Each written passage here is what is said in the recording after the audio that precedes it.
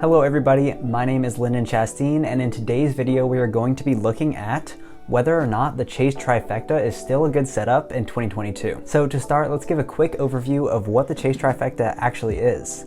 If you've never heard of the Chase Trifecta before, all you really need to know is it's a combination of 3 different Chase cards. These can be business or personal, and these cards basically replace all the complicated credit card setups that are out there where you're using Citi, Amex, and Chase, or any other credit card companies, and you simplify it all down to 3 Chase credit cards. These 3 credit cards should cover all your bases and allow you to earn a lot of points, while also keeping your credit card setup simple. The Chase Trifecta can be set up in a few different ways.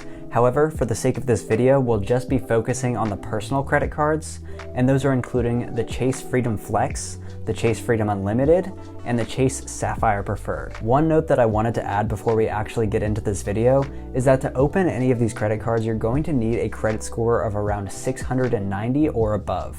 If you have a credit score lower than that, it's not very likely that you'll get approved for any of these cards. However, if your credit score is not that high at the moment, I still recommend sticking around because all of this information will drastically help you once you get your credit score back up. All right, so let's get into the first card.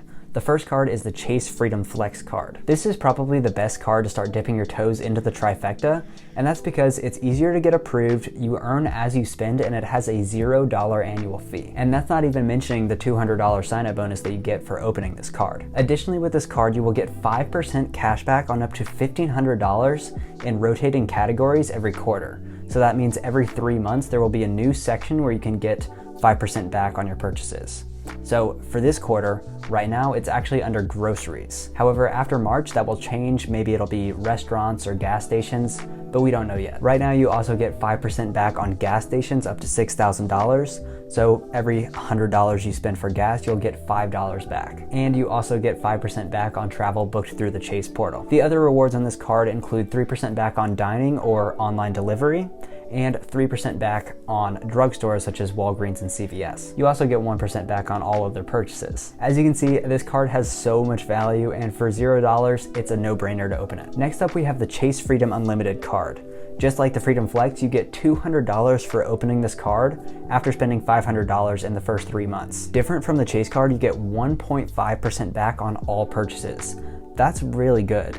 Most cards only offer 1% back on all purchases, but this one offers 1.5. Just like the Freedom Flex, this has a $0 annual fee. The final card on this list is the Chase Sapphire Preferred. However, this one is different from the other cards in that it has a $95 annual fee. So the other cards had a $0 annual fee, but this one has $95. That could be hard to justify, except for the benefits which I'm about to talk about. You can reduce this cost down to $45 a year by taking advantage of the Chase Sapphire Preferred's $50 hotel credit. So you save $50 on hotels that you were gonna book anyway, and then that $95 is offset by that $50, bringing it down to $45. Another reason why I think this card is extremely worth it is that it has a 60,000 point sign-up offer, which equates to around $750 for travel.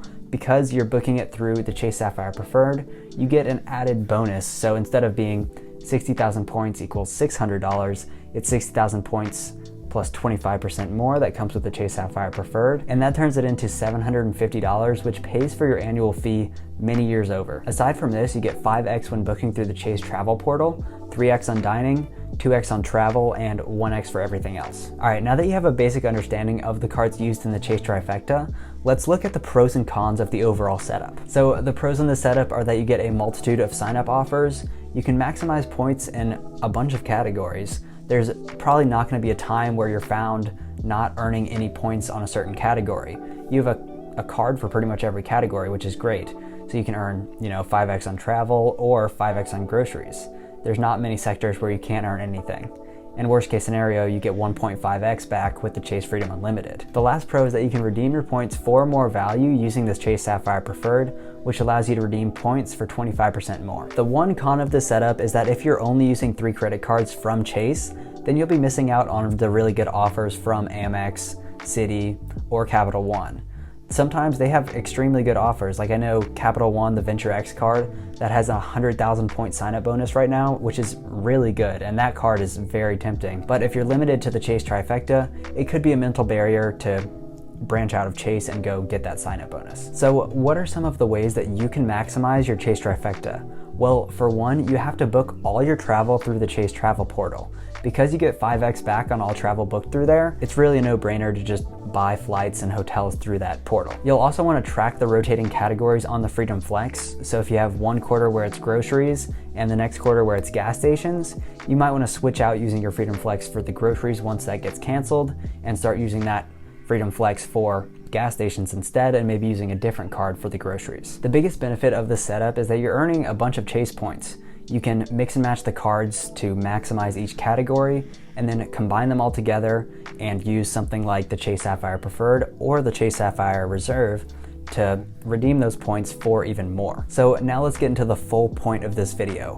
What's really changed in 2022? This year, both the Chase Freedom Card and the Chase Sapphire Preferred have had some really big changes that impact you directly. There's been some huge changes to the Chase Sapphire cards. I'm only going to talk about the Preferred in this video, and guess what? They added a yearly bonus on top of all the rewards you're already earning. So cardholders now get an anniversary bonus of 10% of whatever they spent in points. This may sound a little bit confusing, so let me paint a picture with numbers. Let's say you spent $20,000 this year. Chase will give you 2,000 points, or 10% of $20,000 for this year. Now, this annual bonus really isn't as good as it sounds.